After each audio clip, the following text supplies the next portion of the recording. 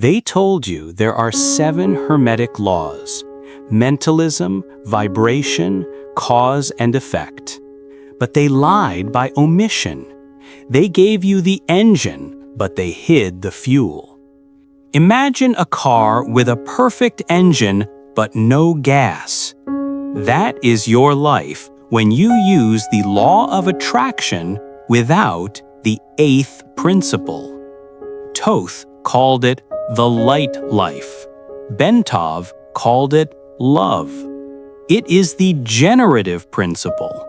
Without it, you are just a prisoner in a beautiful geometric cage. You are lucid dreaming, but you can't change the dream. Want to know what the 8th key is and how to turn it on?